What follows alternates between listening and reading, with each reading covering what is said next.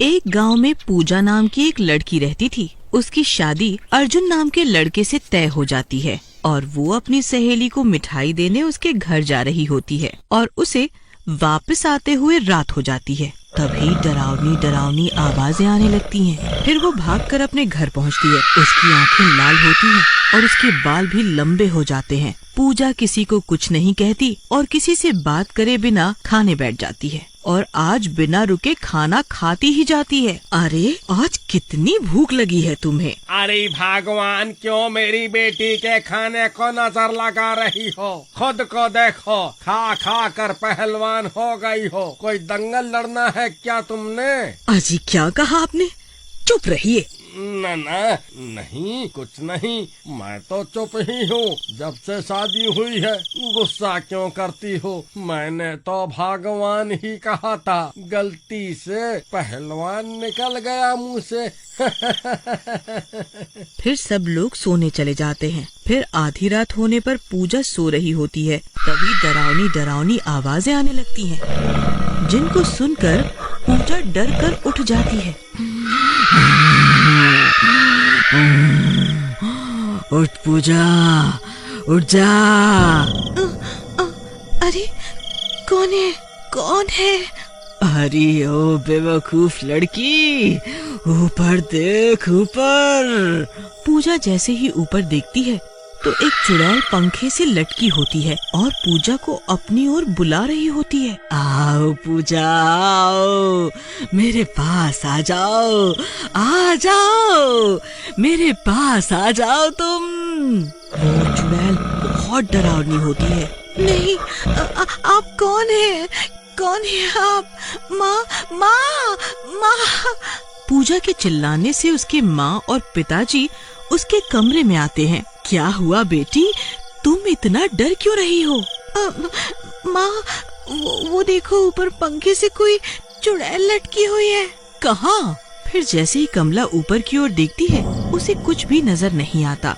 बेटी, ऊपर तो कुछ भी नहीं है। जरूर तुमने कोई डरावना सपना देखा होगा। सो जाओ, कुछ नहीं होगा। पूजा ऊपर देखती है तो वो चुड़ैल पंखे से लटकी होती है। नहीं बाबा, वो देखिए, वहाँ है चुड़ैल। आप कहीं मत जाओ, मेरे साथ ही सो जाओ। ठीक है, पता नहीं आज तुम्हें क्या हुआ। तुम तो बहुत बहादुर हो और आज पता नहीं कैसी बातें कर रही हो। कमला, तुम पूजा के ही साथ सो जाओ। फिर कमला पूजा के साथ ही सो जाती है और पूजा लेटे लेटे डरते हुए ऊपर की ओर देखती है तो वो चुड़ैल उसे देखती रहती है, पर वो उसकी माँ को नहीं दिखाई देती। फिर अगली सुबह जैसे ही पूजा उठती है, ए लड़की, अब उठ जा, मुझे बहुत भूख लगी है। पूजा चौंक कर उठ जाती है। मुझे छोड़ दो, तुम्हें क्या चाहिए? छोड़ दो? इतनी मुश्किल से तो तू मिली है, मुझे तेरा शरीर चाहिए। अब चल, ज्यादा नखरे मत दिखा, मुझे भूख लगी है। इतना बोलकर वो चुड़ैल पूजा के शरीर में प्रवेश कर जाती है और तभी पूजा के बाल लंबे और आंखें लाल हो जाती हैं। फिर वो रसोई में जाती है और अपनी माँ से कहती है, मुझे बहुत भूख लगी है, चल खाना दे। हाँ? कमला हैरान होती है लेकिन कुछ कहती नहीं और पूजा को खाना दे देती है। पूजा बुरी तरह से मुंह में भर भर कर जल्दी जल्दी खाना खाने लगती है। बुढ़िया, ये क्या फालतू का खाना है? मुझे मुर्गा बना के दे। ये घास फूस तू ही खा। जा, लेके आ मुर्गा और साथ में खून भी लेकर आइयो, नहीं तो तुझे कच्चा खा जाऊंगी। इतने में सुरेश अर्जुन के साथ वहाँ आ जाता है। अरे मर गई रे, अजी देखिए इसकी हिम्मत। इतने में पूजा कमला के बाल पकड़ लेती है। ए बुढ़िया, समझ में नहीं आता? लेकिन अर्जुन समझ जाता है कि कुछ गड़बड़ है। ठीक है, तुम शांत हो जाओ। तुम तो बहुत ही अच्छी हो। मुझे बताओ क्या चाहिए तुम्हें? फिर पूजा कमला को छोड़ देती है। तू कुछ समझदार लगता है मुझे, और बहुत चिकना भी है। मुझसे शादी करेगा? हाँ, क्यों नहीं। तुम मुझे पहले से ही बहुत पसंद हो, पर तुम्हें भी मेरी बात माननी होगी। ठीक है, पर मुझे भूख लगी है। पहले मुझे मुर्गा खिला दे, मुर्गा। ठीक है, जाओ तैयार हो जाओ और चलो मेरे साथ। फिर पूजा तैयार होने चली जाती है और अपने कमरे में जाकर अपने लंबे बाल संवारने लगती है। पापा जी, मुझे लगता है पूजा पे किसी चुड़ैल ने कब्जा कर लिया है और अब पूजा का शरीर उस चुड़ैल के वश में है। हमें इसे बहला फुसला कर ले जाना होगा। मैं जानता हूँ ऐसी जगह जहाँ अच्छे अच्छे भूत उतारे जाते हैं। बस आप हाँ करो। अरे ये क्या कह रहे हो? ऐसा कैसे हो सकता है?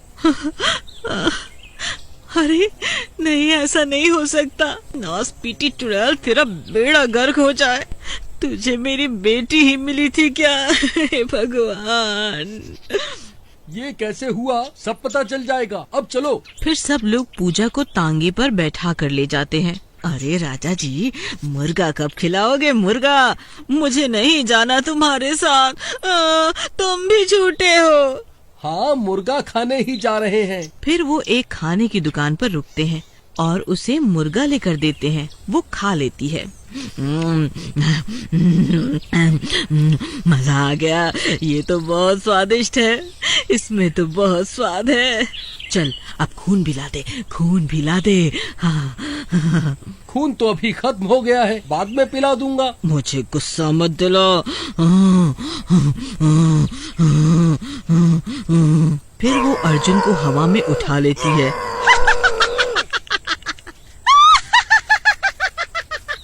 अरे प्रियतम, शादी से पहले ही विधवा होना चाहती हो क्या? अरे शादी कर लो, फिर दोनों सुहाग रात पे मिलकर पियेंगे ना खून। क्या शादी? झूठ तो नहीं बोल रहे? मेरे पहले पति की तरह। उसने प्यार प्यार बोलकर मुझे धोखे से मार दिया था। नहीं नहीं, ठीक है, चलो अभी शादी करने चलते हैं। लो बेटी, लड्डू खाओ, मुंह मीठा करो इसी बात पे। फिर वो चुड़ैल जिसने पूजा के शरीर पे कब्जा किया होता है, शादी की बात सुनकर खुश हो जाती है और अर्जुन को छोड़ देती है और लड्डू खा लेती है। फिर उनके साथ चली जाती है। थोड़ी देर बाद पूजा बेहोश होने लगती है क्योंकि उस लड्डू में बेहोशी की दवा मिली होती है। फिर वो लोग जल्दी से पूजा को लेकर मंदिर चले जाते हैं। कई लोगों पर भूतों ने कब्जा किया होता है और भगवान से सजा मिले होने की वजह से सब तड़प रहे होते हैं। उनमें से एक भूत खुद पर ही भारी भारी पत्थर रख रहा होता है और कोई भारी जंजीरों से बंधे होते हैं और तड़प रहे होते हैं। मर गया रे! हे बजरंगबली, मुझे माफ कर दो। हाय! छोड़ दो मुझे, मैं किसी को नहीं छोड़ूंगा। हाँ, छोड़ दो मुझे, मैं किसी को नहीं छोड़ूंगी, मैं किसी को नहीं छोड़ूंगी। अरे मर गई रे। ओ बुड़बक, ये कहाँ ले आया? यहाँ तो कितने सारे भूत अपनी मुंडी घुमा रहे हैं। यहाँ तो हम पर ही भूत न चढ़ जाए। मुझे बहुत डर लग रहा है बेटा, मुझे बहुत डर लग रहा है। कुछ नहीं होगा माँ, यहाँ भूत चढ़ते नहीं, बड़े बड़े भूत उतरते हैं। फिर वो लोग पूजा के हाथ और पैर बांध देते हैं। तभी पूजा को होश आ जाता है। ये मुझे कहाँ ले आया धोखेबाज।